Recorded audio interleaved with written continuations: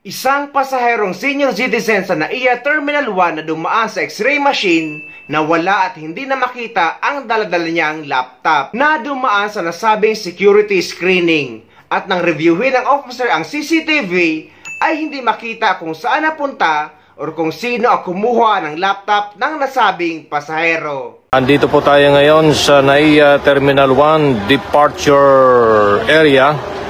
At mayroon lang po tayong paalala para sa ating mga pasahero. Para sa mga pasahero na papalis, ay pag-ingatan po ninyo ang inyong mga dalang laptops. Pag kayo po ay papasok na sa security. Kahapon may nawalan po ng laptop na senior citizen dahil inilabas niya ang kanyang laptop matapos na siya ay sabihan ng security habang isa sa ilalim sa x-ray ang kanyang mga bagahe. Ang problema, hindi niya malaman kung saan niya nalagay ang kanyang laptop at ayun, nahirapan na hanapin, di malaman kung may kumuha o kung saan niya nailagay. Kaya't hirap na hirap kahapon ang ating mga security kung paano mahahanap sa paulit-ulit na pag-review sa CCTV ay hindi po makita. Sumari pong nailapag sa kung saan man ni passenger ang kanyang laptop. Wala naman siyang pinagbibintangan na kumuha mula sa security. Ang mukhang napag-ulyanin lang. Hindi malaman kung saan nalagay. Kaya guys, kapag dadaan kayo sa security screening, lalo na kapag sa NAIA, ay dapat siguraduhin yung nakapasok ng bag nyo doon sa machine bago kayo pumasok para masiguro nyo na nandun na yung bag nyo. Hindi yung mauna kayo bago ang bag nyo. Dahil baka mangyari sa inyo ang nangyari sa isang dayuhan na pabalik na sa ibang bansa na dumaan lang sa screening ang daladala niyang bag, ngunit bigla itong nawala. Nasalisihan at nanakawan ng sling bag ang isang British national sa NAIA Terminal 1. Hinala ng Manila International Airport Authority, isang sindikato ang nasa likod ng pagnanakaw. Nasa frontline na balitang yan, si Gary De Leon.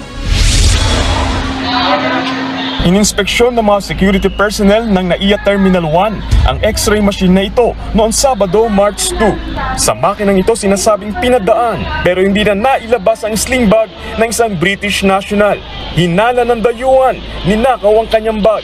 Base sa investigasyon, bibiyay na pa-London ng dayuhan kasama ang Pinay niyang asawa nang dumaan sila sa departure area ng NAIA Terminal 1. Papasok pa lang ng check-in area, sinabayan na sila ng isang grupo na nagatid din umano ng isang pasahero. Nasalisihan umano ang British national habang nasa x-ray machine at kinuha ang kanyang sling bag. Hindi pa ibinigay ng Manila International Airport Authority ang kopya ng CCTV sa media.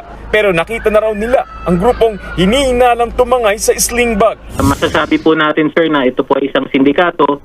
Dahil sa kanilang kilos po, sir, mapapansin po natin na sanay at talaga pong may sistema po sila. Magmula dun sa pagkuha ng sling bag hanggang po doon sa pagpasa sa mga nakaintay po sa labas. Laman ng bag ang wallet, cellphone at ID ng dayuhan. Nakatuloy pa rin naman ang British national sa kanyang biyahe dahil hindi naman natangay ang kanyang passport at plane ticket. Tinutukoy na ng mga otoridad sa airport ang pagkaakinanlan ng mga sospek. Paalala naman sa lahat ng mga pasahero, lalong-lalo na sa mga kapwa natin OFW, na kahit saan man kayo pumunta, kahit pa sa CR, ay dapat dala-dala nyo ang maleta nyo. Dahil kagaya dito sa isang kababayan natin na papunta sa bansang Kuwait na natangayan ng maleta ng isang dayuhan sa NAIA Terminal 1. Buti na lang at may nakakita at naibalik pa ito sa kanya. Inarang ang isang dayuhan sa NAIA Terminal 1 sa Pasay matapos tangayin ang maleta ng isang OFW. Agad nagsumbong ang ilang saksi kaya pansamantala nang hinuli ang banyaga.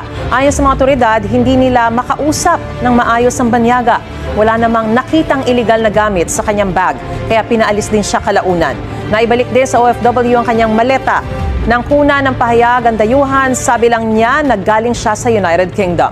Hindi niya sinabi kung sino siya o kung bakit niya kinuha ang maleta ng OFW. Wala pang pahayag ang pamunuan ng NAIA at Bureau of Immigration kaugnay sa insidente.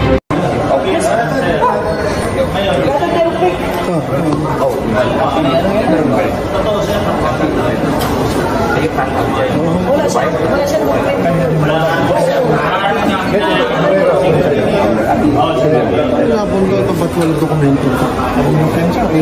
siya, kinalkal yung gamit, wala siyang dokumento. Wala siyang ID.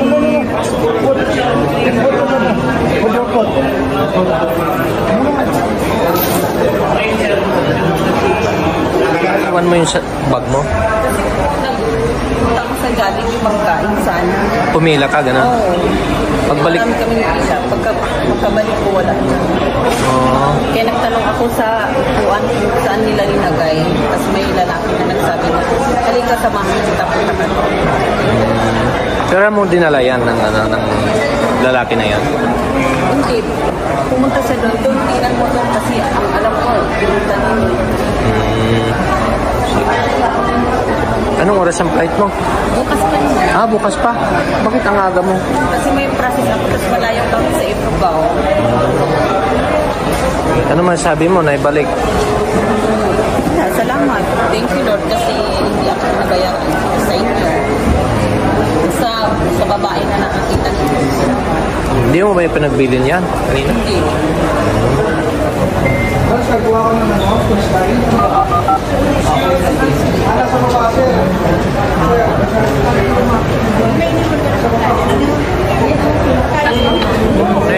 Came from? United Kingdom. England. Yeah. What's your name? What's your name? What? Your name is? I'm actually sir, I'm working.